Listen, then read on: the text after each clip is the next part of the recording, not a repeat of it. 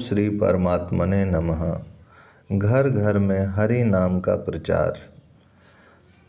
कलयुग में हरि नाम, हाँ केवल हरि नाम अजी, यह बिल्कुल ठीक है। एकमात्र हरि नाम ही संसार सागर से पार होने का सर्वोत्तम साधन है। इसके सिवा कली काल में दूसरी कोई गति नहीं है। अजी प्रतिज्ञा करके कहता हूँ, दूसरी कोई गति है ही नहीं। सतयुग में पराये सभी धर्मात्मा पुरुष होते थे। धर्म के कारण ठीक समय पर वर्षा होती थी। योगक्षेम की किसी को भी चिंता नहीं होती थी। देश काल तथा खाद्य पदार्थों में पूर्ण रूप से विशुद्धता विराजमान थी। उस समय के लोग ध्यान प्रधान होते थे। सतयुग में प्रभु प्राप्ति का मुख्य साधन ध्यान ही समझा जाता था। त्रेता युग में भोग सामग्रियों की प्रचुरता थी, इसलिए खूब द्रव्य लगाकर उस समय बड़े बड़े यज्ञ याग करने की ही प्रथा थी। उस समय भगवत प्राप्ति का मुख्य साधन यज्ञ करना ही समझा जाता था।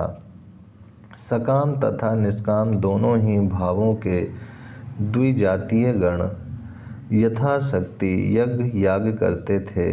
द्वापर में भोग सामग्रियों की न्यूनता हो गई, लोगों के भाव उतने विशुद्ध नहीं रहे। देश काल तथा खाद्य पदार्थों के सामग्रियों में भी पवित्रता का संदेह होने लगा। इसीलिए उस समय का प्रधान साधन भगवत पूजन तथा आचार विचार ही माना गया।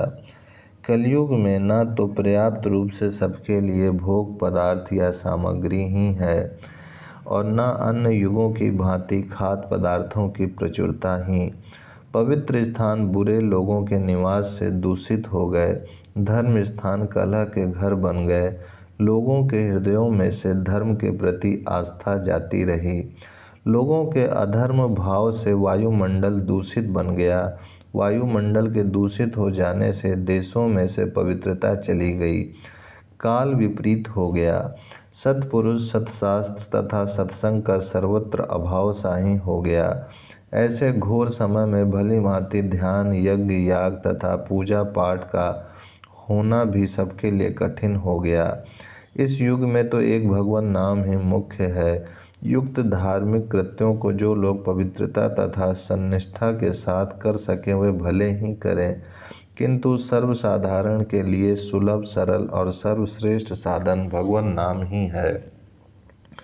भगवान नाम ही शरण लेकर कली काल में मनुष्य सुगमता के साथ भगवत प्राप्ति की ओर अग्रसर हो सकता है। इसीलिए कलयुग के सभी महात्माओं ने नाम के ऊपर बहुत जोर दिया है। महाप्रभु तो नाम अवतार ही थे। अब तक वे भक्तों के ही साथ एकांत भाव से श्रीवास के घर संकीर्तन करते थे। अब उन्होंने सभी प्राणियों को हरि नाम वितरण करने का निश्चय किया। प्रचार का कार्य त्यागी महानुभाव ही कर सकते थे। भक्ति भाव और भजन पूजन में सभी को अधिकार है, किंतु लोगों को करने के लिए शिक्षा देना तो त्यागियों का ही काम है। उपदेशक या नेता तो त्यागी ही बन सकते हैं। भगवान बुद्ध राजा बनकर भी धर्म का संगठन कर सकते थे। शंकराचार्य जैसे परम ज्ञानी महापुरुषों को लिंग संन्यास और दंड धारण की क्या आवश्यकता थी। गौरांग महाप्रभु गृहस्थी होते हुए भी संकीर्तन का प्रचार कर सकते थे, किंतु इन सभी महानुभावों ने लोगों को उपदेश करने के ही निमित्त संन्यास धर्म को स्वीकार किया। बिना सन्यासी बने लोग शिक्षण का कार्य भली भांति हो भी तो नहीं सकता। प्रभु के भक्तों में दो सन्यासी थे, एक तो अवधूत नित्यानंद और दूसरे महात्मा हरिदास जी। अवधूत नित्यानंद जी तो लिंग सन्यासी थे और महात्मा हरिदास जी अलिंग सन्यासी। ब्राह्मणेतर वर्ण के लिए सन्यास की विधि तो है, किंतु शास्त्रों में उनके लिए सन्यास के चिन्हों का विधान नहीं है। वे विदुर की भांति अलिंग सन्यासी बन सकते हैं या वन में वास करके वानप्रस्थ धर्म का आचरण कर सकते हैं।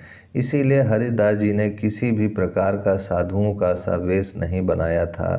प्रभु प्राप्ति के लिए किसी प्रकार का बाह्य वेश बनाने की आवश्यकता भी नहीं है। प्रभु तो अंतर्यामी हैं, उनसे ना तो भीतर के भाव ही छिपे हुए हैं और न वे बाहरी चिन्हों को देखकर धोखा खा सकते हैं।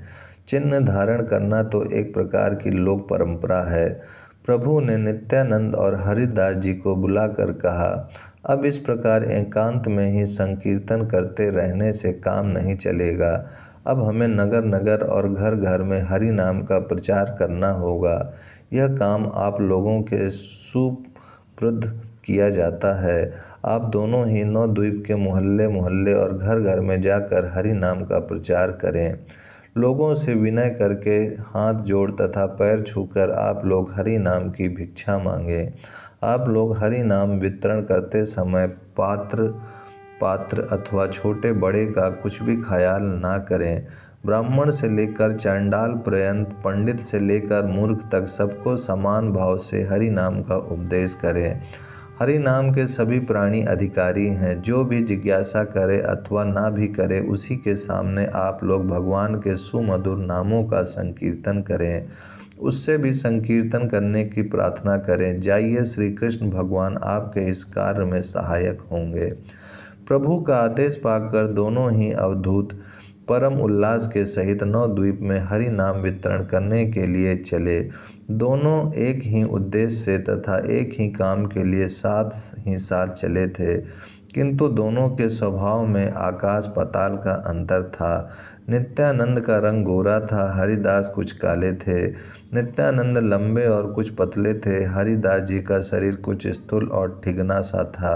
हरिदास गंभीर प्रकृति के शांत पुरुष थे और नित्यानंद परम उदंड और चंचल प्रकृति के। हरिदास की अवस्था कुछ ढलने लगी थी। नित्यानंद अभी पूर्ण युवक थे। हरिदास जी